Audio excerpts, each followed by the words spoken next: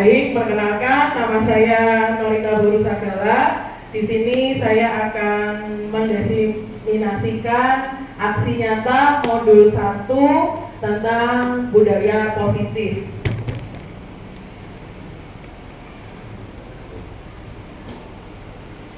Baik, sebelum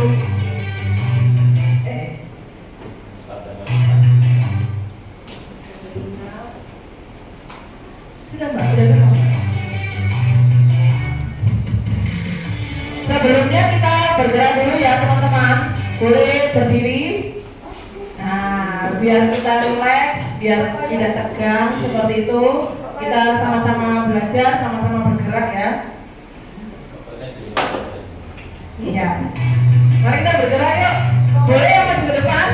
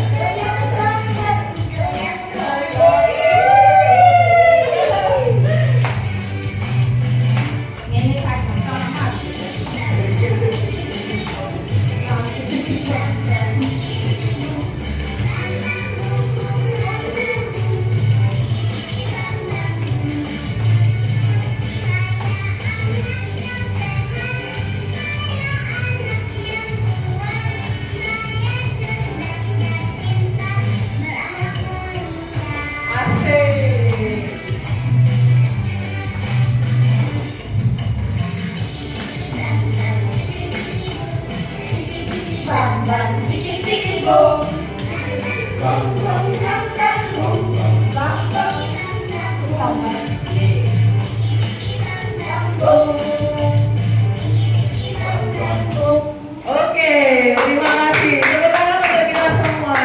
Ya. Bagaimana? Sudah lelah atau masih semangat? Sudah lelah. Baik, budaya positif oleh saya sendiri.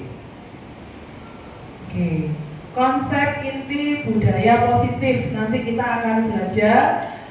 Yang pertama, perubahan paradigma belajar, nilai-nilai kebajikan, disiplin positif, kemudian nilai-nilai kebajikan, kebutuhan dasar manusia, motivasi perilaku manusia, yang keenam keyakinan kelas, yang ketujuh posisi kontrol guru, dan yang kedelapan kita akan mempelajari tentang segitiga restitusi.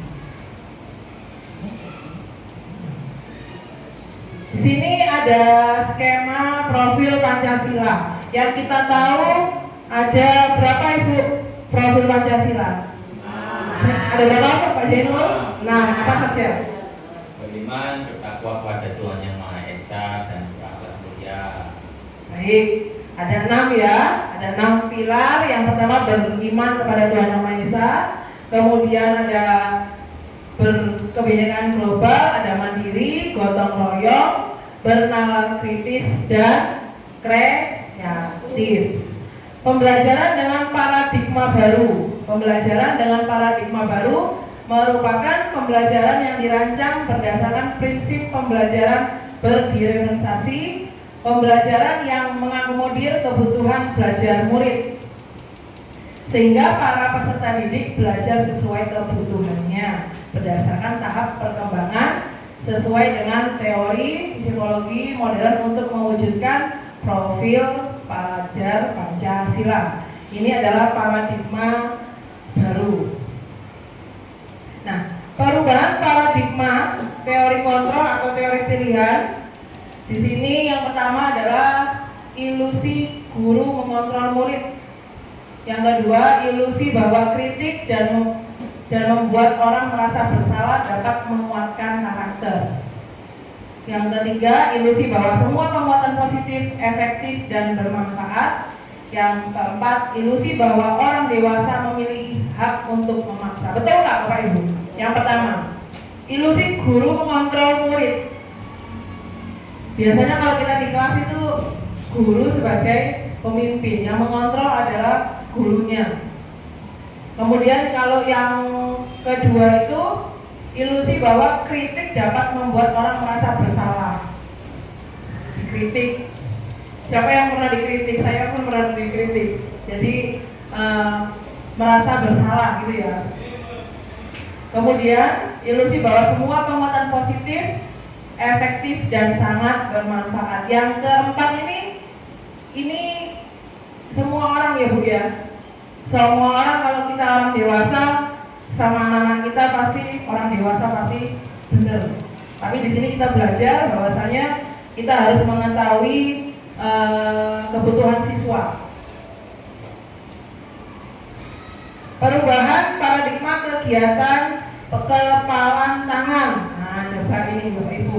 Ada A dan B, Anda dan teman Anda. Coba. Ada temannya kan Bu ya? Nanti dipraktekkan sama-sama. Sobeklah secari kertas kecil, kemudian tuliskan benda atau sesuatu yang sangat berharga untuk Anda. Ada kertas nggak Bu? Coba kita praktekkan. Ya, coba ini ya. Kita praktekkan. Letakkan di salah satu tangan Anda dan genggam benda atau sesuatu tersebut dan segala daya buatlah sebuah kepalan. Sedangkan teman yang B akan mencoba dengan sekuat tenaga dengan berbagai cara untuk meminta Anda memberikan benda tersebut untuk mengancam, menghardit dari kepalan Anda. Kira-kira tangan itu kebuka nggak? Coba, misalkan kita akan menulis sebuah kertas. Nah, di sini misalkan ada sebuah kertas yang saya tulis ke istilahnya sesuatu yang berharga. Coba Pak Jainul sama Bu Yuli. Nah, tangan yang satu, kemudian Bu Yuli merebut. Direbut sampai kertas itu dicoba. Ya. Nah, apakah bisa terbuka kalau Pak Jainul terus menggenggam dengan kuat? Tidak ya. Nah, apa saja agar dapat membuka kepalan itu? Apa usahanya Bu Yuli? Supaya kertas itu dipukul, digigit. Oke, terus apa Bu Nomi? Dikit-dikit. Coba dikit. Dicium berarti. Oke. Takut gulita.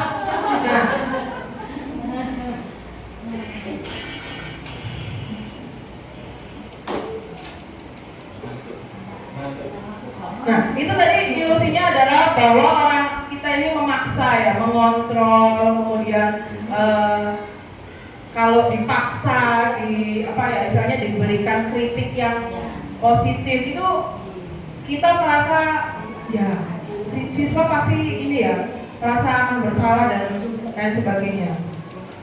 Perubahan paradigma stimulus respon, teori kontrol atau teori pilihan. Siapa sesungguhnya yang memiliki kontrol? Stimulus respon. Yang pertama, kita mencoba mengubah agar orang berpandangan sama dengan kita. Perilaku buruk dilihat sebagai suatu kesalahan. Orang lain bisa mengontrol saya. Tadi Bu Yuli sama Pak Jainul bisa mengontrol Pak Jainul? Bisa. Kemudian di sini ada pemaksaan, ada pada saat bujukan. Nah, ada pemaksaan nggak tadi? Waktu ditarik, betul ya. Kemudian model berpikir menang atau kalah. Ya, kalah. Baik. Itu tadi stimulus respon. Kemudian teori kontrol atau pilihan. Kita berusaha memahami pandangan orang lain tentang dunia. Kemudian semua perilaku pasti memiliki tujuan. Yang ketiga, hanya Anda yang bisa mengontrol diri Anda sendiri. Anda tidak bisa mengontrol orang lain. Kemudian kolaborasi dan konsensus menciptakan pilihan-pilihan baru. Kemudian model berpikir menang ya menang, ya. Pokoknya ya menang, itu teori kontrol atau pilihan.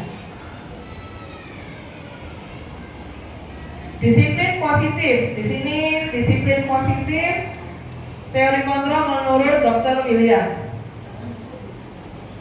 Yang pertama tadi, ini ya Bapak Ibu, Anda tidak bisa mengontrol orang lain, hanya Anda yang bisa mengontrol diri Anda. Kemudian, makna disiplin, belajar kontrol diri dengan menggali potensi kita agar mencapai tujuan, yaitu sesuatu yang menjadi seseorang yang kita inginkan berdasarkan nilai-nilai yang kita hargai. Yang kedua, semua perilaku pasti mempunyai tujuan. Yang ketiga, model berpikir menang, menang-menang, kolaborasi dan konsensus menciptakan pilihan-pilihan baru.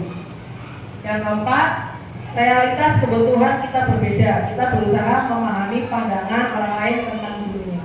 Di sini ada yang namanya teori motivasi dan 5 posisi kontrol. Teori motivasi yang pertama untuk menghindari hukuman, ya. Teori motivasi, terkadang kita motivasinya itu supaya nggak kena hukum, akhirnya motivasinya salah seperti itu, ya. Untuk mendapatkan imbalan, nah itu. Kemudian untuk menghargai diri sendiri. 5 posisi kontrol yang di sini: penghukum, membuat rasa bersalah, menjadi teman, pemantau, manajer. Ini nanti ada di segitiga restitusi. Adapun 5 kebutuhan dasar manusia. Coba, kebutuhan dasar manusia itu apa, Bu? Hidup, penguasaan, kasih sayang dan rasa diterima, kesenangan dan kebebasan. Ini nanti yang akan kita pelajari. Apakah makna disiplin? Disiplin berasal dari kata disiplina, bahasa Latin, yang artinya belajar. Makna asal dari kata ini berkonotasi dengan disiplin diri dari murid-murid Socrates dan Plato. Disiplin diri membuat orang menggali potensinya menuju sebuah tujuan.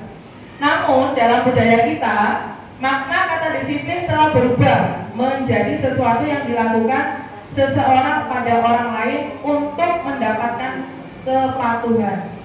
Kecenderungan umum adalah menghubungkan kata disiplin dengan ketidaknyamanan, bukan dengan apa yang kita hargai atau pencapaian suatu tujuan mulia. Kebutuhan dasar manusia. Kebutuhan dasar manusia adalah segala sesuatu yang kita lakukan untuk mendapatkan apa yang kita inginkan. Seluruh tindakan yang kita lakukan memiliki tujuan, dan semua usaha terbaik yang kita lakukan dalam rangka agar kebutuhan dasar kita terpenuhi. Ini adalah kebutuhan kita, ya Bu, ya. Kita seolah-olah kebutuhan dasar itu masih memiliki tujuan. Kita melakukan hal terbaik untuk kebutuhan kita ini terpenuhi. Ini tadi 5 kebutuhan dasar. Bertahan hidup, apa saja Bu Fitri?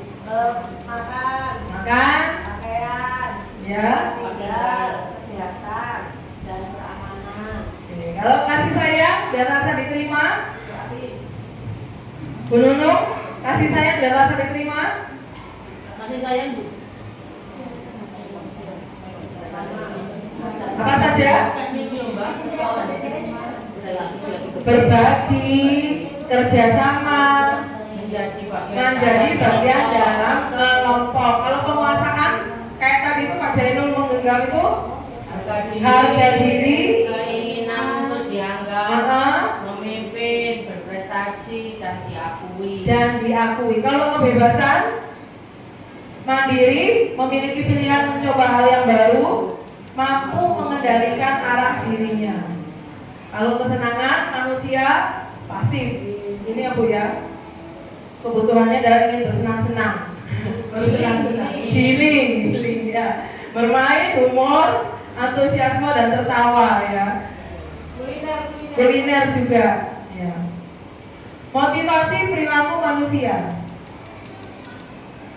Pernahkah Anda melakukan sesuatu untuk mendapatkan senyuman dari orang lain? Pernah? Contohnya gimana Bu Fitri? Oke. Untuk mendapatkan hadiah, kita melakukan sesuatu untuk Cekno dapat hadiah. Pernah ya Bu ya? Apalagi itu untuk mendapatkan uang. Kita melakukan sesuatu untuk mendapatkan uang. Apalagi kira-kira Bu? Ngepet emosi untuk masuk CGB ya. Iya. Iya.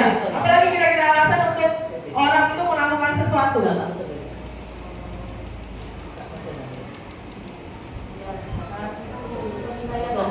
Prestasi.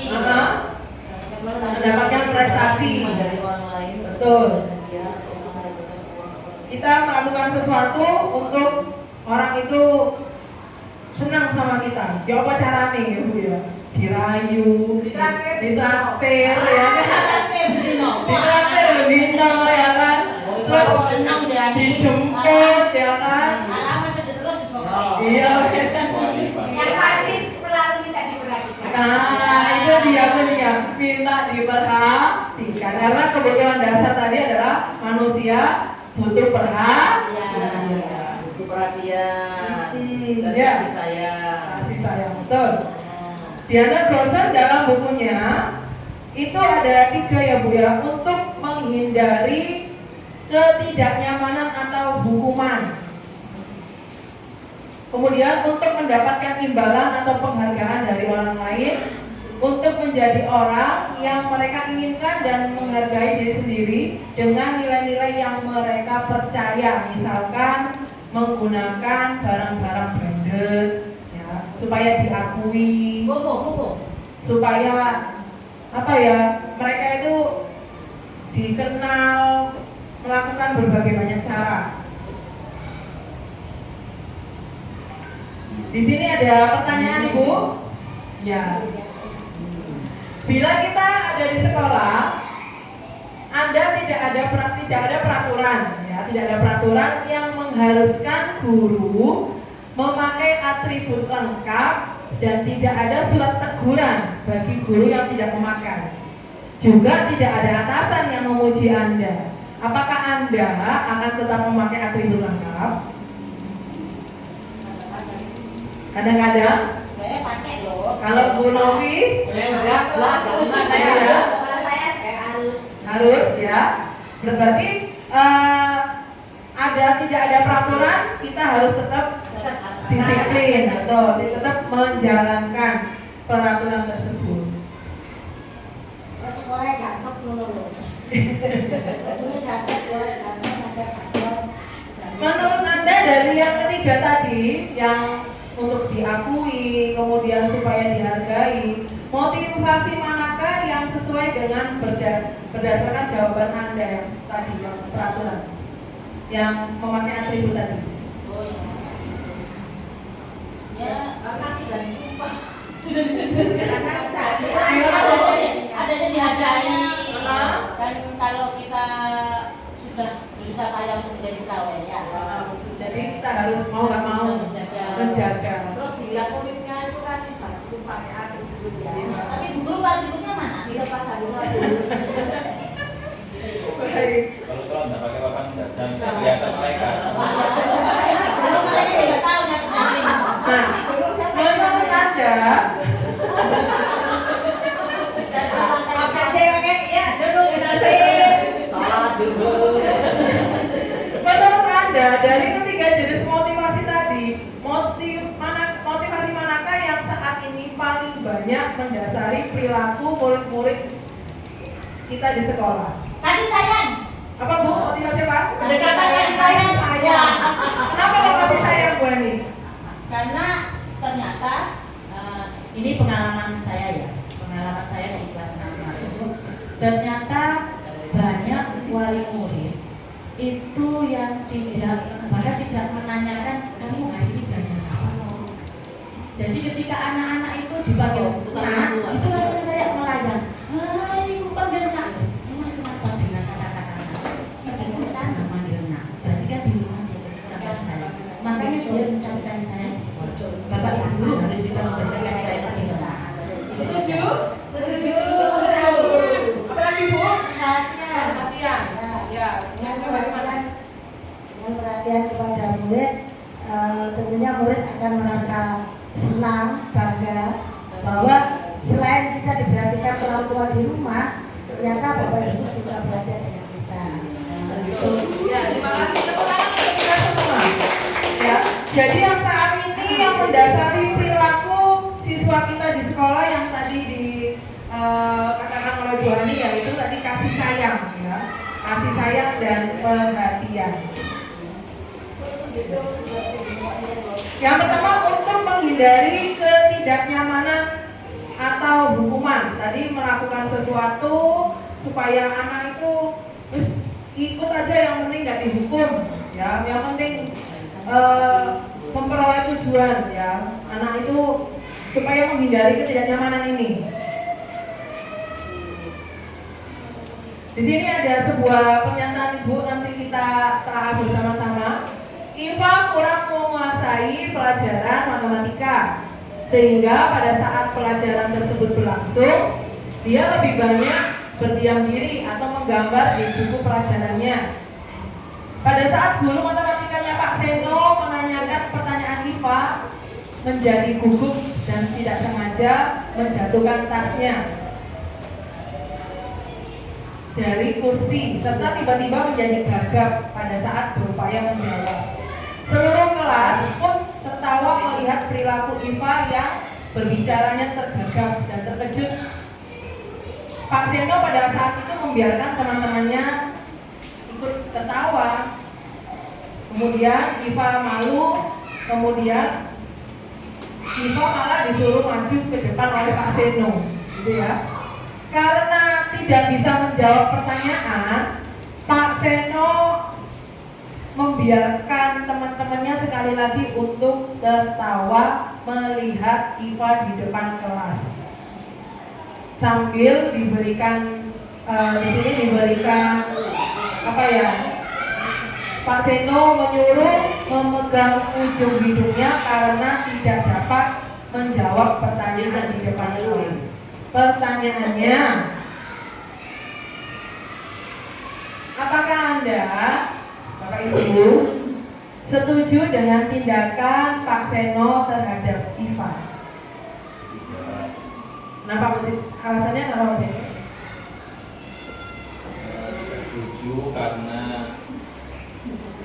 Tidak setuju karena di sini Pak Seno mempermalukan Iva di hadapan teman-temannya. Seharusnya mungkin Pak Seno lebih menghargai Iva. Baik, terima kasih. Kemudian apa seharusnya tindakan Pak Seno terhadap Iva dalam sebuah hukuman atau konsekuensi? Yang seharusnya dilakukan Pak Seno bagaimana? Jadi kita panggil Bagaimana, Bu? Itu? ya maksudnya kita panggil sendiri Jadi di ruang yang nggak ada teman-teman, biar itu nggak akan merasa jatuh gitu. Kita harus menghargai anak, dia itu juga punya rasa malu, ya, tapi kita juga menghargai. Betul, baik. Ya, betul sekali.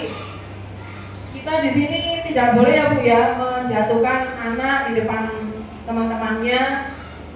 Kita harus memberikan ruang tersendiri, memberikan konsultasi sendiri, gitu kan.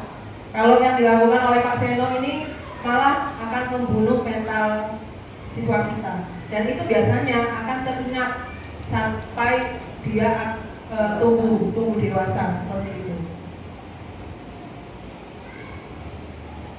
Dalam menjalankan peraturan ataupun keyakinan kelas atau di sekolah, bagaimana ada suatu pelanggaran, tentunya sesuatu harus terjadi. Untuk itu kita perlu meninjau ulang tindakan penegakan peraturan atau keyakinan kelas. Jadi Perbedaan antara peraturan dan keyakinan itu kita harus tahu ya Bapak Ibu. Tindakan terhadap suatu pelanggaran pada umumnya terbentuk hukuman atau konsekuensi.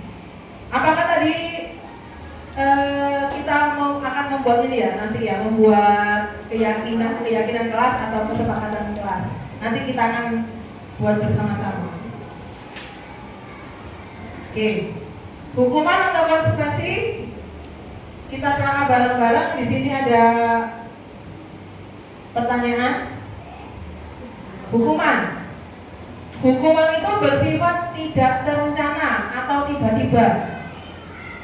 Hukuman bersifat satu arah, bisa berupa fisik maupun psikis melalui suatu perbuatan atau kata-kata. Itu hukuman. Kalau konsekuensi sudah diketahui sebelumnya oleh murid, sudah terencana atau sudah disepakati. Yang terakhir berdasarkan suatu data yang pada umumnya dapat diukur. Nah ini dia. Coba. Ini yang seringkali ada kita memberikan ini kepada siswa kita ya Pak Bu. Hukuman atau konsekuensi ini mencatat 100 kali di dalam buku kalimat. Saya tidak akan terlambat lagi karena terlambat ke sekolah sampai 100 tulis gitu ya. Ini kira-kira hukuman atau konsekuensi Bapak Ibu? Hukuman. Ini adalah konsekuensi. Lari mengelilingi lapangan basket 2 kali karena terlambat dari sekolah. Coba kita lihat. Iya. Tuh. Membersihkan coretan yang dibuatnya di meja tulis. Konsekuensi. Ya, betul, tepuk tangan untuk kita semua. Kemudian murid diminta untuk push up 15 kali karena tidak menggunakan masker ke sekolah. Hukuman, kita bisa lihat. Ya, betul. Menggantikan kertas tugas teman yang telah dicoret-coret. Konsekuensi. Ya, betul. Berjemur di lapangan basket pukul 12 siang karena ngobrol dengan teman. Hukuman. Ya. Murid diminta bertelanjang kaki sepanjang hari karena tidak menggunakan sepatu warna hitam sesuai dengan peraturan sekolah.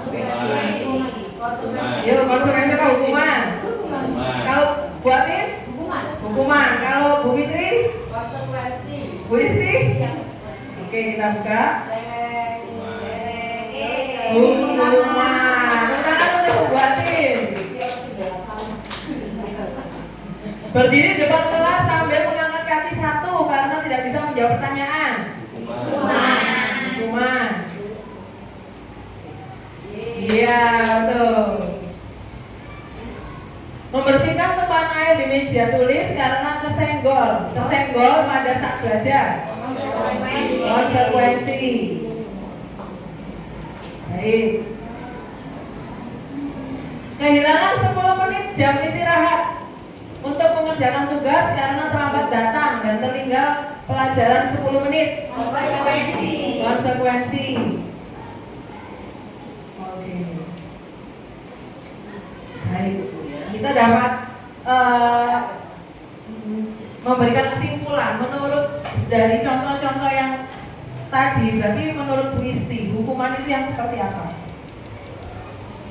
Bisa mengetahui oh ini hukuman, ini konsekuensi. Menurut menurut Bu Isti.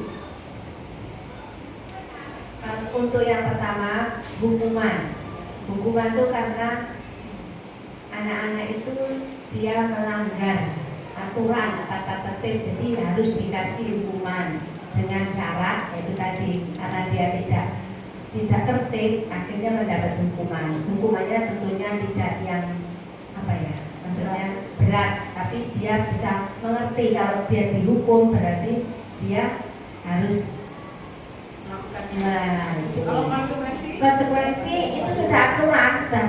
Kalau tidak, dia kan sudah untuk kesepakatan maksudnya. Ya, kesepakatan kalau dia sudah janji, oh saya tidak akan jika terlambat, atau mungkin yang tadi menumpahkan air. Nah, dia harus membersihkan. Karena itu konsekuensi. Karena dia membuat seperti itu, dia yang harus bertanggung jawab. Terima kasih Bu Isti. Tepuk tangan untuk Bu Isti. Yang kedua, untuk mendapatkan imbalan atau penghargaan dari orang lain. Saat kita berulang kali menjanjikan hadiah kepada anak-anak agar berperilaku bertanggung jawab, atau kepada seorang murid agar mempelajari sesuatu yang baru, atau kepada seorang karyawan agar melakukan pekerjaan yang berkualitas, kita sedang berasumsi mereka tidak dapat melakukannya, atau mereka tidak akan memilih untuk melakukannya. Ini menurut Al-Fiqh. Yang ketiga, motivasi perilaku dari nilai-nilai yang mereka yakini. Nilai keyakinan. Mengapa tidak peraturan? Kenapa kok harus keyakinan kelas? Nanti kita habis ini membuat keyakinan kelas ya Bapak Ibu. Kenapa kita kok enggak? Ayo anak buat peraturan kelas kok yang dikatakan jangan peraturan, keyakinan kelas. Apa bedanya peraturan sama keyakinan kelas? Peraturan kelas sama keyakinan kelas. Mengapa kita memiliki peraturan harus menggunakan helm bila mengendarai kendaraan roda 2? Tidak aturan. Mengapa kita memiliki peraturan 3M, menggunakan masker, mencuci tangan, dan menjaga jarak 1,5 meter? Itu peraturan atau keyakinan? Peraturan. Mengapa kita memiliki peraturan harus datang tepat waktu pada saat mengikuti pelatihan? Mengapa kita harus memiliki peraturan harus datang tepat waktu pada saat mengikuti pelatihan? Supaya belajar pelaksanaannya. Berarti itu termasuk peraturan atau keyakinan? Peraturan. Baik, kita akan ini ya Bu menuliskan. Nah, kita coba menuliskan. Ini misalkan kita ada di kelas bersama siswa-siswa, kita menuliskan keyakinan kelas apa yang akan kita sepakati.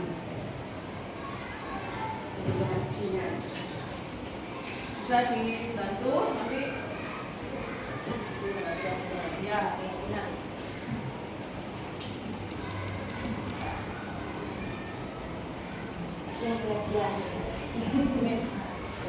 Nanti bisa ditempel di depan.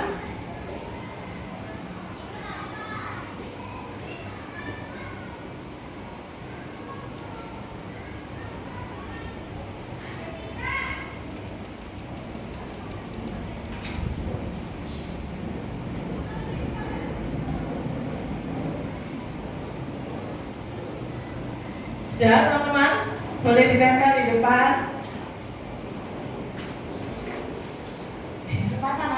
Ya, Bapak terus Bu, ditempel Bu. Iya.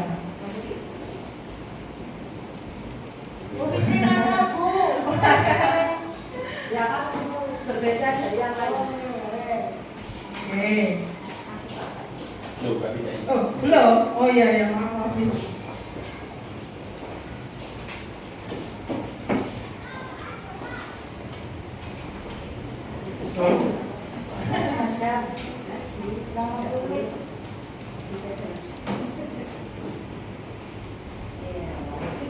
Oke, keyakinan kelas kita.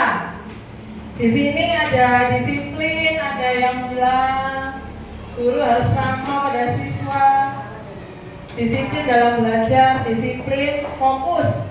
Oke, terus berbicara dengan sopan, keyakinan kelas, mengumpulkan tugas tepat waktu.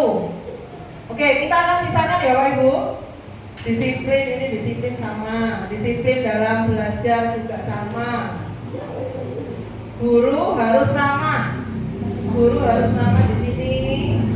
Sopan santun termasuk di sini. Berbicara dengan sopan. Fokus. Fokus termasuk yang mana Bapak Ibu? Termasuk disiplin. Keyakinan kelas, mengumpulkan tugas dengan tepat waktu. Disiplin.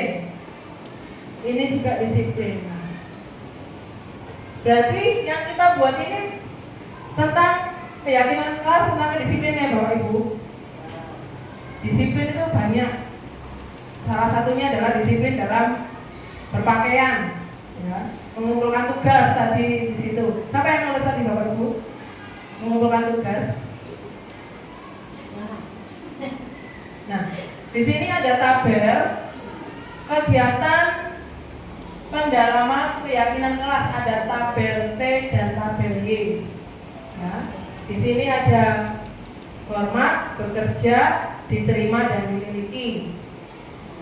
Kalau hormat itu biasanya terdengar, terlihat, kemudian berperilaku. Kalau bekerja terdengar, terlihat, berperilaku. Di sini ada tabelnya sudah dibuat. Hormat, kalau hormat itu budaya positifnya, keyakinan kelasnya tampak seperti dan tidak tampak seperti. Oke, di sini hormat. Tampak seperti datang tepat waktu, menyapa teman dan guru setiap hari, mengembalikan barang teman yang telah dipinjam, kemudian mengucapkan terima kasih. Kalau tidak tampak, sering terlambat, tak acuh pada teman atau guru, jadi tidak memperhatikan. Kemudian tidak mengembalikan barang yang telah dipinjam, kemudian diletakkan sembarangan. Ini hormat, Mas, hormat. Kemudian bekerja, tampak seperti tekun, bekerja, menyimak guru, menyerahkan tugas tepat waktu. Kalau tidak tampak, tidak mendengarkan guru, kemudian tugas tidak diberikan atau tidak diselesaikan. Nah, ini nanti kita akan buat peraturan, tabel sebelah kanan dan keyakinan kelas. Coba. Selalu kembalikan buku ke tempatnya. Berarti keyakinan kelasnya bagaimana? Disiplin. Coba. Paling ya waktu itu ya. Dilarang mengganggu orang lain. Keyakinan kelasnya apa coba? Saling menghargai. Hadir di sekolah 15 menit. Ini kan peraturan ya Pak ya? Disiplin. Oke, kita akan coba. Selalu kembalikan buku ke tempatnya. Berarti ini keyakinan kelasnya tentang tanggung jawab. Jadi setelah meminjam, kita harus bertanggung jawab untuk mengembalikan dengan rapi. Dilarang mengganggu orang lain. Berarti tentang menghormati orang lain. Hadir di sekolah 15 menit sebelum pembelajaran dimulai. Berarti menghormati orang lain atau berkomitmen. Dilarang melakukan kekerasan. Keselamatan, menghormati orang lain. Dilarang menggunakan narkoba. Tentang kesehatan, keyakinan kelas tentang kesehatan. Bergantian atau menunggu giliran. Bersabar. Ya, menghormati orang lain, bersabar. Menggunakan masker. Tentang keselamatan. Jangan berlari di kelas atau koridor. Tentang keselamatan dan keamanan. Ini adalah keyakinan kelas. Ini kalau kita buat seperti ini, mungkin anak-anak lebih memahami ya, daripada peraturan yang seperti di tabel sebelah kanan.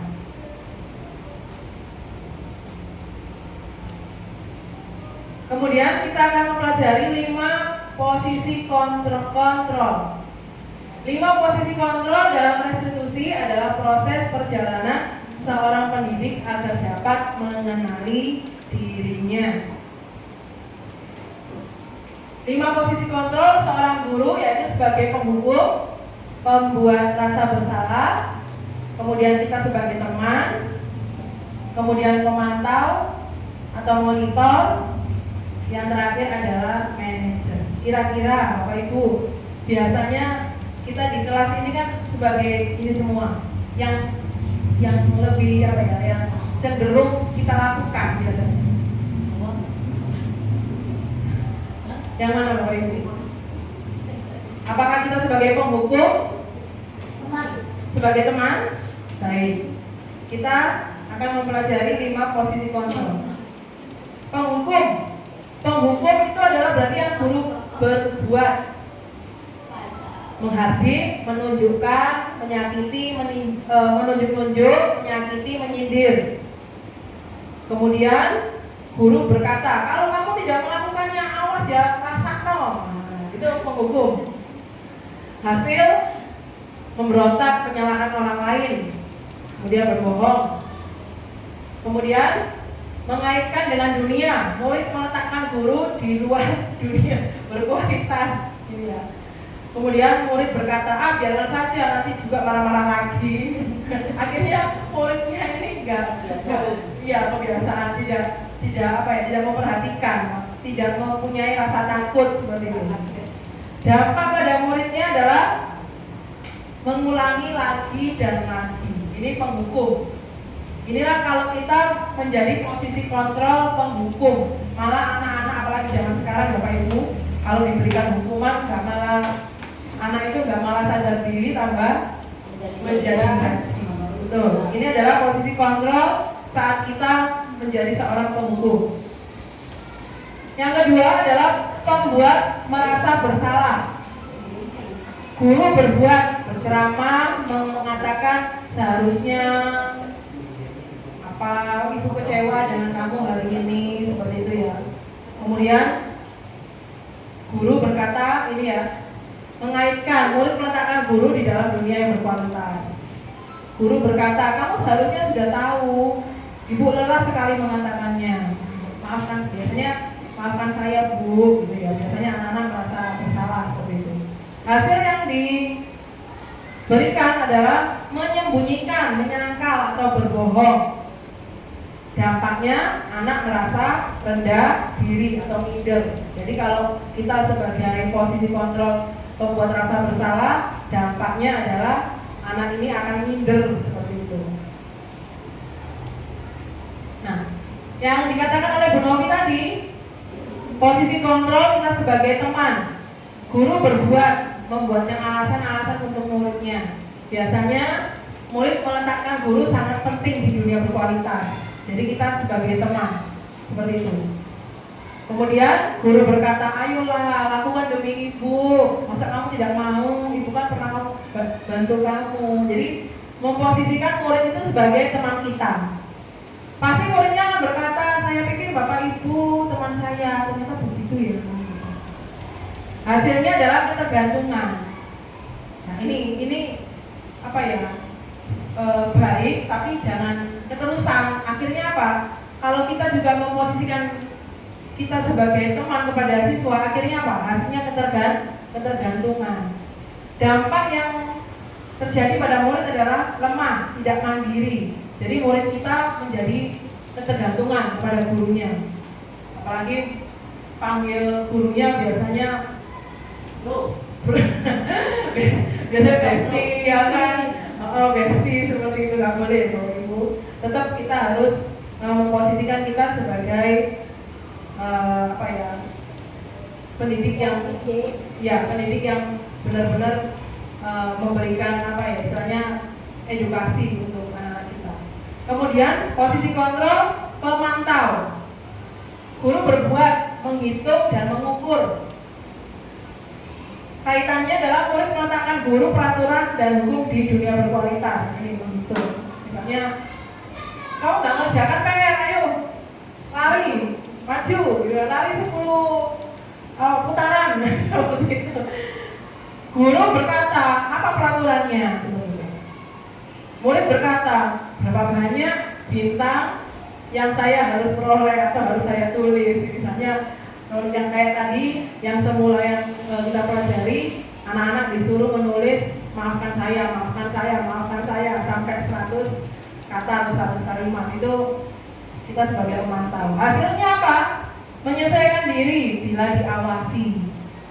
Jadi kalau diawasi ya nulis, kalau enggak ya amburadul seperti itu. Dampak pada murid, sanksi atau hadiah untuk dirinya. Jadi seolah-olah kalau dilihat gurunya ya berarti ya sanksi, kalau enggak ya hore ya aku nggak dilihat oleh gurunya gitu ya. Nah di sini 5 posisi kontrol yang terakhir adalah manajer. Guru berbuat, mengajukan pertanyaan, ya. Murid meletakkan sebagai individu yang positif di dunia berkualitas. Guru berkata, apa yang kita yakini, apa yang diperbaiki dalam masalah ini, biasanya gitu ya. Ini lebih, kalau manajer ini lebih apa ya, lebih enak gitu. Murid berkata bagaimana caranya supaya kita bisa memperbaiki keadaan, jadi mencari solusi. Hasilnya menguatkan pribadi siswa. Dampaknya adalah mengevaluasi, kemudian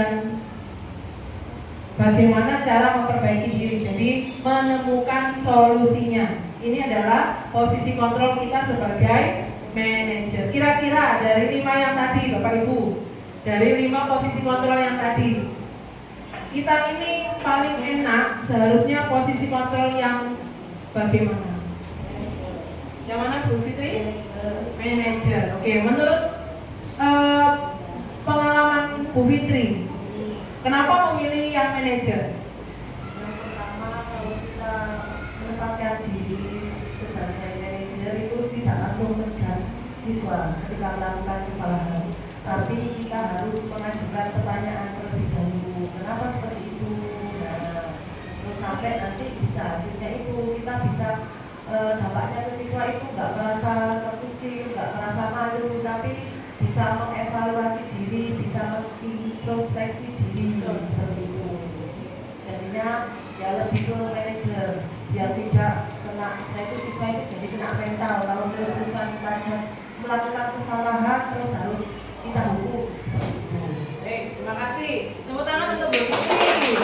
Baik, bagus sekali Bu Fitri. Kita memposisikan kita sebagai manajer. Ditanya dulu, kenapa melakukan hal ini, kan? Apakah yang kamu perbuat ini, apakah melanggar keyakinan kelas seperti itu? Baru kita mencari solusi bersama. Di posisi manajer ini, kita meyakinkan anak, gitu loh, supaya anak ini juga tahu kesalahannya seperti itu. Nah, ini ada contoh ini Bapak Ibu.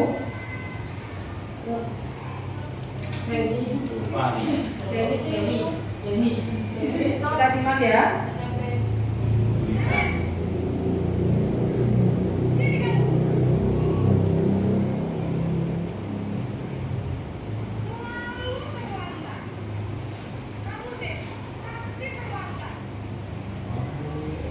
Udah buka duluan. Ya.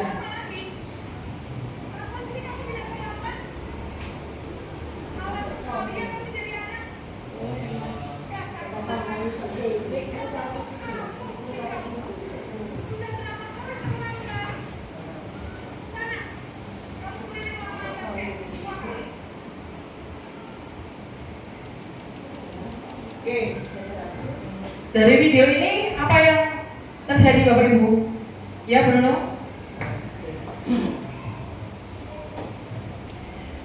Yang terjadi di sini adalah guru tidak memberi kesempatan anak untuk menjawab alasan mengapa terlambat, dan tiba-tiba dengan memberikan hukuman dengan tanpa memberikan anak kesempatan memberikan alasan, itu saya bilang juga pembulian, ya, tidak tepat untuk diberikan kepada anak didik. Begitu. Baik, terima kasih. Itu gurunya hilang. Kebetulan saya beruntung ya. Dari video yang pertama kita lihat sendiri bahwasanya seorang guru tersebut tidak memberikan kesempatan kepada siswa untuk menjelaskan mengapa ia terlambat. Yang pertama, posisi penghukum, menghardik, menunjuk-nunjuk, ya. Kemudian pegang pinggang gini ya, gini marah-marah gini kan. Kemudian membentak ya. Hukumannya adalah verbal atau fisik. Nah, ini yang sekarang terjadi Bapak Ibu, hukuman verbal itu juga membahayakan untuk siswa kita. Nah, dampak posisi penghukum yaitu apa? Dampaknya pada murid. Murid menjadi pendendam. Ya. Bapak baru ngomong di sana ini. Ya. Kemudian tidak menyukai guru atau mata pelajaran yang diampu biasanya. Gak mau aku, ibu itu. Guru matematika nggak masuk karena Betul, karena apa? Dia sudah pernah kena mental atau kena hukuman itu tadi. Jadi ketika guru itu tidak masuk, anak itu happy. Jadi ini tadi pendendam. Tanpa disadari, siswa itu adalah punya rasa dendam kepada guru yang memaki-maki tadi. Nah, ini video yang kedua. Iya. Ada di mana ya Pak D?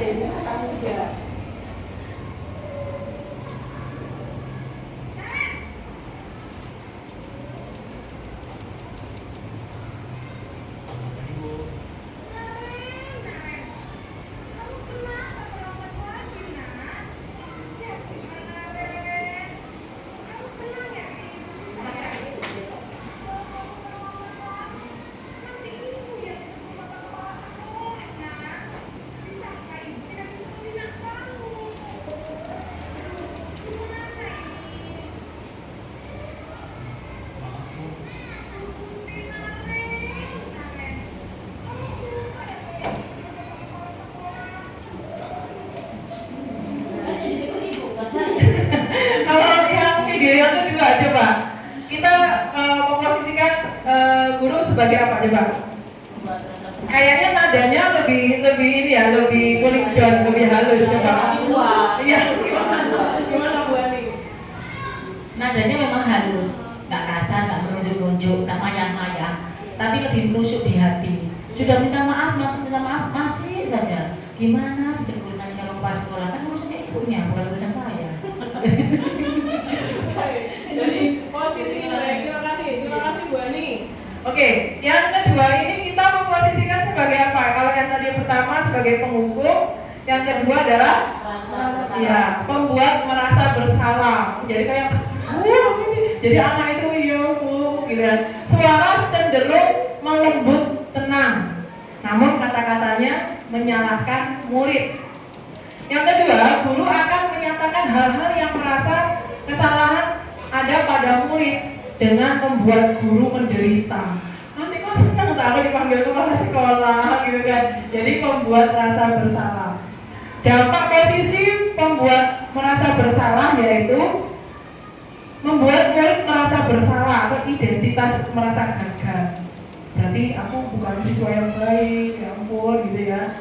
Kemudian murid menjadi rendah diri dan menarik dari lingkungan. Ya, tidak percaya diri, betul. Karena itu tadi gurunya pembuat rasa bersalah. Oke, video yang ketiga.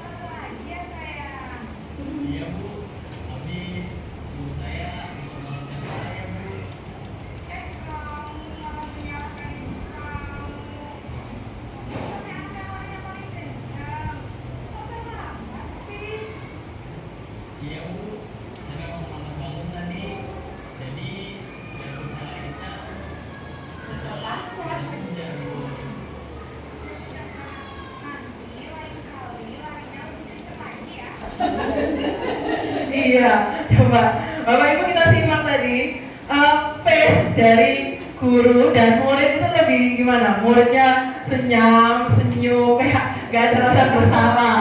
Gimana buatin untuk video yang ketiga ini? Kita sebagai guru memposisikan kita sebagai apa? Sebagai teman. Iya, seperti itu. Nah, jadi guru itu seakan tidak ada wibawanya gitu loh. Jadi muridnya juga jawabnya juga cengengesan juga, akhirnya seperti itu. Jadi bercanda ya, jadi nggak ada rasa bercanda ya. Baik, kita akan lihat di video yang ketiga ini. Nah, betul. Diposisikan sebagai teman. Suara guru akan ramah, cenderung bersanda gurau untuk menghangatkan suasana.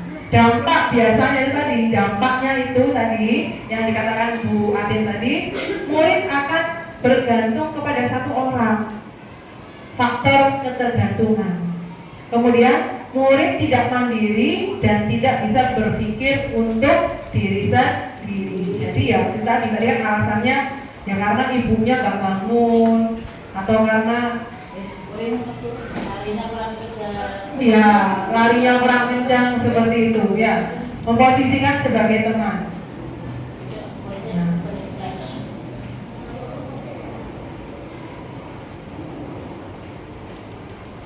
Nih. Ini videonya yang terakhir kalau nggak salah.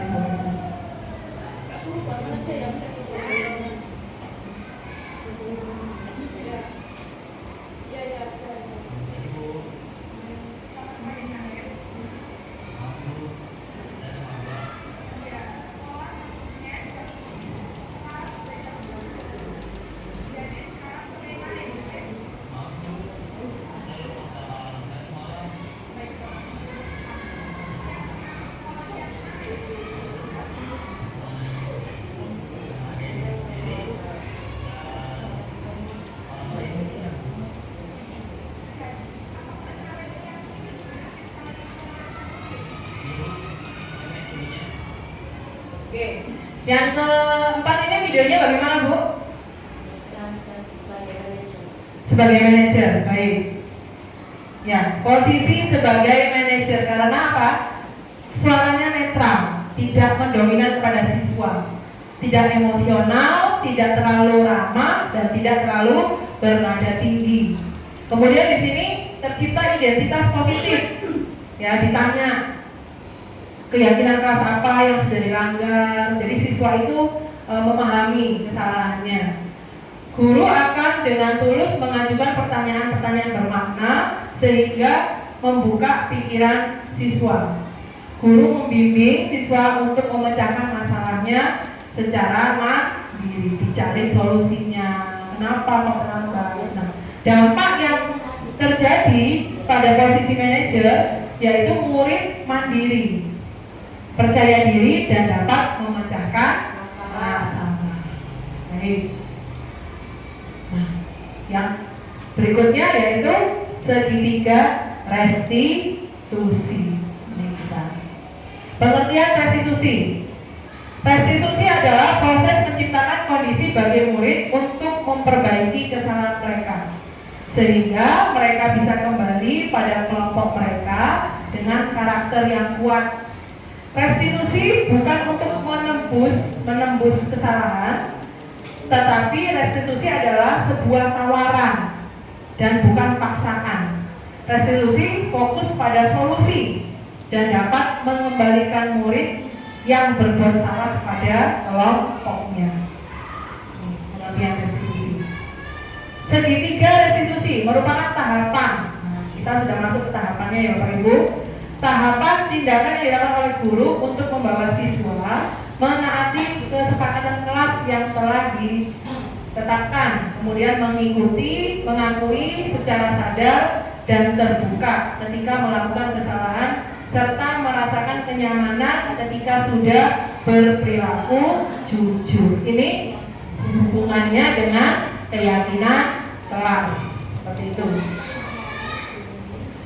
Segitiga restitusi yang pertama menstabilkan identitas, yang kedua memvalidasi tindakan yang salah, kemudian menanyakan keyakinan. Tadi di posisi manajer itu sudah ada yang namanya segitiga restitusi, ditanyakan kenapa, ya, kemudian kita cari solusinya, kemudian apa yang kamu lakukan setelah kita menemukan solusinya. Seperti itu. Menstabilkan identitas. Menstabilkan identitas itu ciri-cirinya guru berkata seperti ini. Berbuat salah itu hal yang manusiawi. Titik-titik seperti itu ya. Tidak ada manusia yang sempurna. Bapak Ibu guru juga pernah berbuat salah. Kita pasti bisa menyelesaikan permasalahan ini. Kemudian Bapak Ibu tidak tertarik untuk mencari tahu siapa benar, siapa yang salah. Bapak Ibu lebih tertarik untuk menyelesaikan masalah. Ini menstabilkan identitas supaya siswa itu tidak merasa dijudge seperti itu ya. Tidak seperti yang di video yang pertama tadi. Validasi tindakan salah. Biasanya kamu bisa saja kan melakukan hal yang lebih buruk, tapi kamu tidak melakukannya kan? Seperti itu. Kita bertanya seperti itu. Kamu pasti punya alasan mengapa kamu melakukannya. Maukah kamu belajar cara lain untuk mendapat hal yang kamu butuhkan tanpa harus misalnya memukul, menyobek atau bertengkar seperti itu. Apakah kamu bisa melakukan dengan lebih baik lagi di hari esok? Ini adalah validasi tindakan salah. Kita bertanya seperti itu supaya siswa mengakui kemudian tidak berulang kembali. Kemudian kita menanyakan keyakinan kelas atau meyakinkan anak itu supaya yang sudah kita sepakati bersama-sama. Nilai apa yang kita percaya di kelas? Nilai-nilai universal apa yang sudah kita sepakati? Kemudian kelas yang ideal itu seperti apa sih? Kemudian kamu ingin jadi anak yang seperti apa? Gitu ya. Apa yang kamu rasakan ketika kamu melakukan hal itu? Apakah kamu mau menjadi orang yang seperti itu? Itu menanyakan keyakinan kelas supaya anak itu sadar sendiri.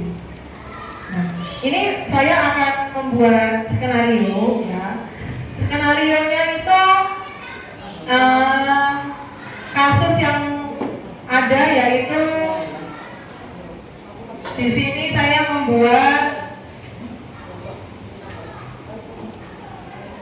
Bu Fitri, coba siapa yang mau memerankan. Jadi sesuai dengan tadi meyakinkan identitas, kemudian tadi yang pertama adalah menstabilkan identitas, kemudian validasi tindakan yang salah, kemudian menanyakan keyakinan kelas. Di sini kita bermain peran. Kasusnya siapa yang mau jadi guru, siapa yang mau jadi murid yang merasa bersalah. Seperti itu. Ayo siapa? Di sini kasusnya mencontek pekerjaan teman. Mencontek pekerjaan teman. Ayo siapa bermain peran? Siapa yang menjadi guru? Siapa yang menjadi siapa yang menjadi murid? Oke, Bu Fitri yang menjadi murid.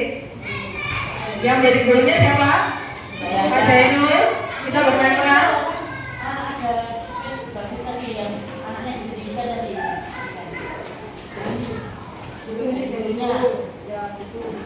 Siapa yang menjadi gurunya? Bermain peran. Ini jadi guru. Ini muridnya Bu Fitri. Jadi di dalamnya nanti ada menstabilkan identitas. Di dalamnya nanti ada menstabilkan identitas, kemudian validasi tindakan salah, kemudian menanyakan keyakinan. Pak gurunya ini aja, Pak Reno. Boleh, ke depan, ayo. Tentang mencontek ya. Jadi ini sebagai siswa yang mencontek pekerjaan teman. Mencontek yang dicontekin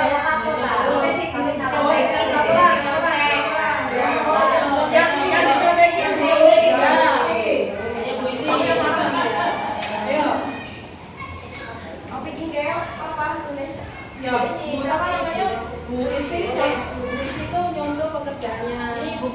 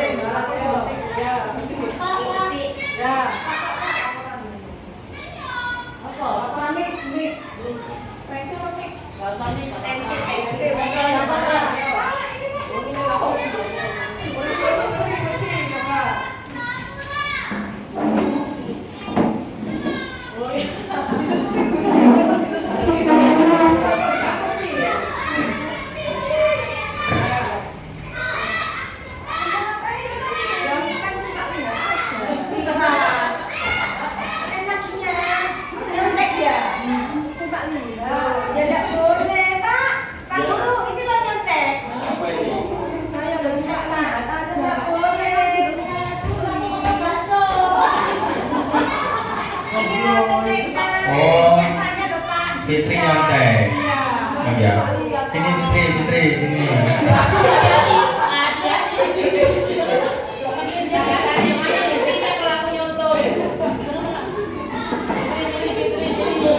Sini Fitri, yo. Hati-hati. Sini hati-hati Fitri. Nah, duduk dulu, jangan berdiri, Fitri, duduk aja.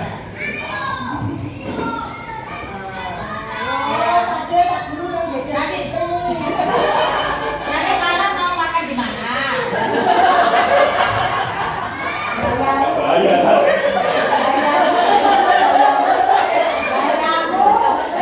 Ada jam kosong. Aku udah rencanakan liatin. Oh, gitu ya. Iya. Yaudah, Isti nanti duduk dulu, nanti Fitri biar sama Pak Zainul ya.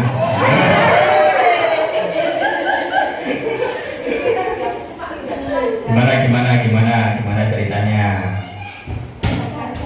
Jika itu Siti itu nulis jawaban, ya saya kan nggak udah ya pertanyaannya apa, daripada saya pusing Pak, saya lihat Siti aja. Kan Siti itu ranking 1 Pak, itu pasti jawabannya itu benar. Ya kan cuma lihat Pak, terus saya salin, kan nggak nyontek gitu namanya. Nah, kenapa kok bisa lihat Siti? Apakah Anda belajar, Fitri? Ya semalam itu Pak, saya diajak ibu saya ke pasar malam. Jadinya nggak sempat belajar, terus kesiangan langsung datang itu tiba-tiba langsung ulangan. Ya saya nyentuh Siti Pak. Oh gitu ya. Gini Fitri, kita ini manusia memang pernah berbuat salah, tetapi sebaik-baiknya manusia adalah yang bisa memperbaiki kesalahan.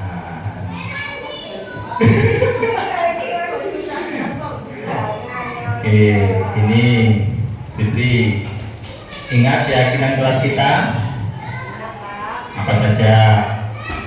Pak, mandiri, terus hargai teman, terus apa ya, harus fokus itu Pak. Kan saya fokus lihat Siti.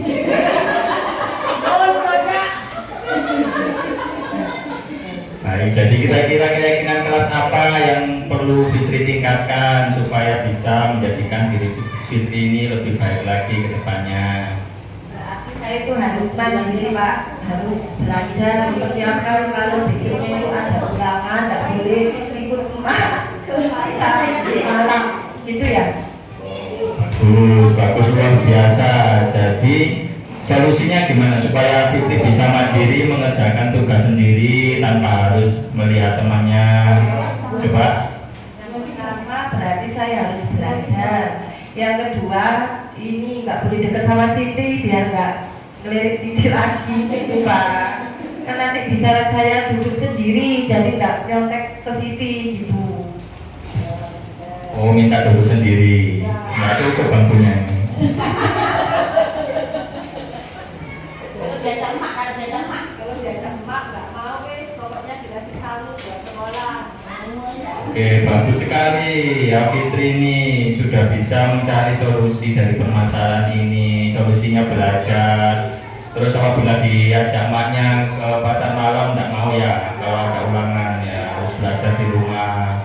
Mulai kapan ini dilakukan, Fitri? mulai besok.